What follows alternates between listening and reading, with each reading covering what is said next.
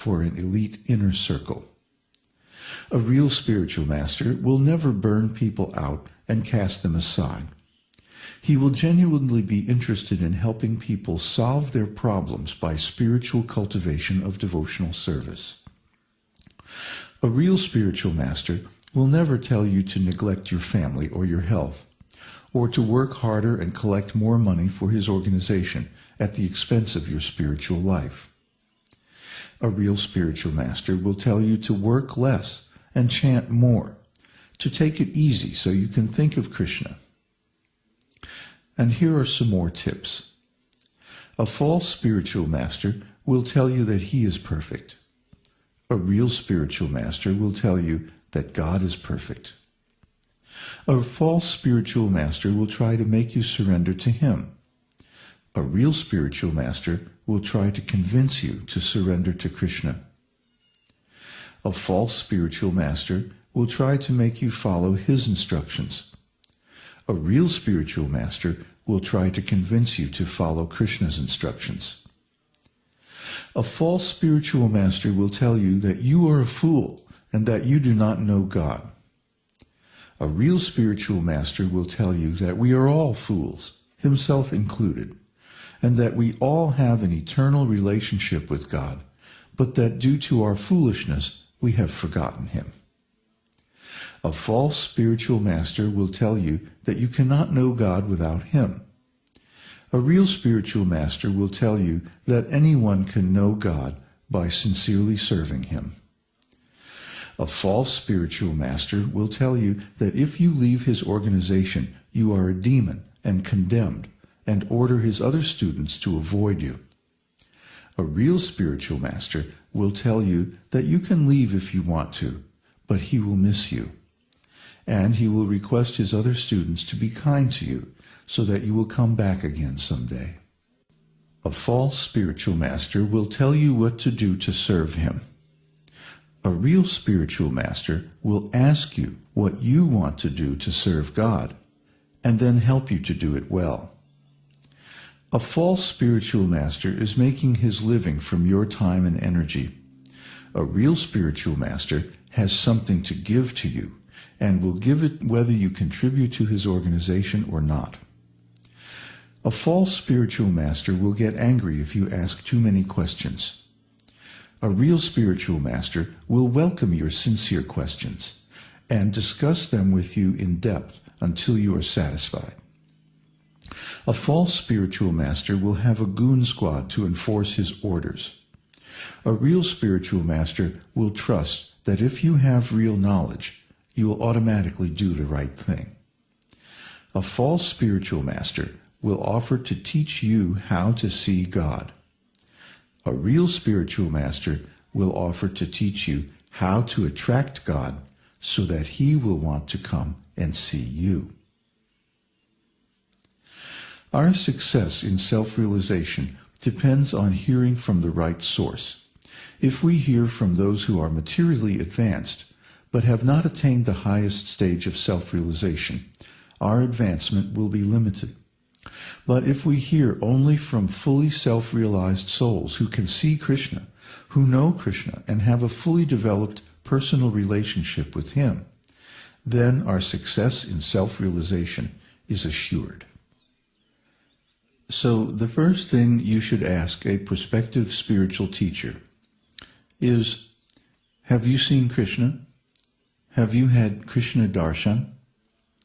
Has Kṛṣṇa revealed his eternal spiritual form to you? And if this teacher says, well, no, then you shouldn't hear from him. You should hear from those who have seen Kṛṣṇa face to face. In the Śrīmad-Bhāgavatam, there are so many descriptions of devotees who attained this state of self-realization. For example, Prahlad Maharaj, Dhruva Maharaj, and so many more. That this is a milestone that the real spiritual teacher must have attained. We know this because in our own personal experience we have found that there are many so-called spiritual teachers who are very expert in politics and administration, They know how to manage an organization very nicely. They can collect a lot of money, build some nice temples, have gorgeous worship, and every material thing, nice food, beautiful grounds, and so on. It's very impressive. They can also speak very nicely, and they're great orators. They can give good speeches. But have they seen Kṛṣṇa? Well, it's very doubtful. If you ask them, they may become angry, or they may just avoid the question, or they may try to overwhelm you with some display of great knowledge. But practically speaking, if I do not have something, I cannot give it to others. So if I have not seen Kṛṣṇa, if Kṛṣṇa has not revealed himself to me, then Kṛṣṇa has not seen fit to bestow me with the highest level of self-realization. It's quite simple, actually. And if I haven't seen Kṛṣṇa, or if Kṛṣṇa hasn't revealed himself to me, then I don't know how to reach that stage. I don't understand what are the qualifications, what are the criteria, what is the path, what is the method. Maybe I have some self-realization, but it's a lower state of self-realization. So a person in that level is really not qualified to preach because he doesn't have complete knowledge of the science of Kṛṣṇa. And as Lord Chaitanya Mahaprabhu said, anyone who has that knowledge is fit to be a spiritual master. So the opposite, of course, is that one who doesn't have that knowledge is not fit. Therefore, we can very easily tell who is a bona fide spiritual master and who is worth hearing from by their descriptions of their own realization. And I think I told several times this story, that when I retired from family life and business and so on, I went to Kauai, and I just camped out in the woods there, lived very simply, and chanted my mantra. Of course, I was initiated into the Hare Krishna mantra, the Maha Mantra, by my spiritual master, Srila Prabhupada, who was undoubtedly a fully self-realized soul, and a very special one at that. So I just chanted my mantra, night and day and night. If I woke up in the middle of the night, I would chant it several rounds and then go back to sleep. And I would wake up 3:30 or 4 o'clock in the morning, take a cold shower on the beach, and chant. And then the rest of the day, I would simply take little walks, maybe go for a swim in the ocean, but the rest of the time I would chant. And that was my lifestyle for more than 6 months.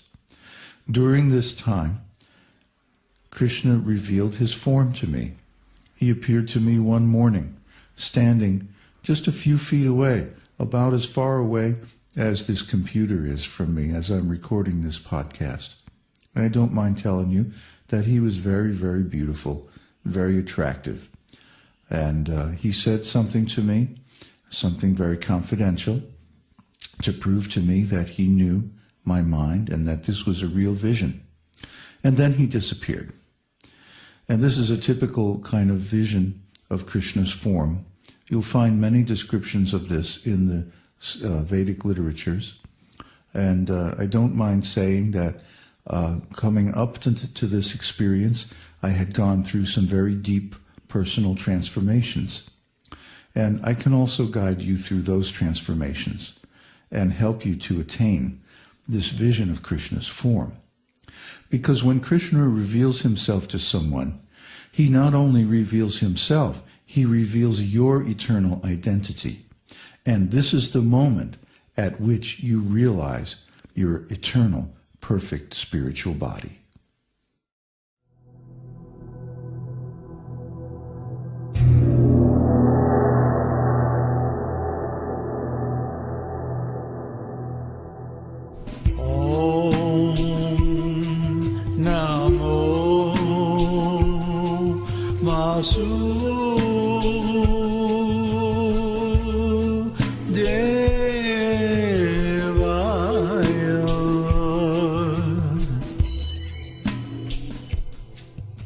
We hope you've enjoyed this edition of Your Perfect Body.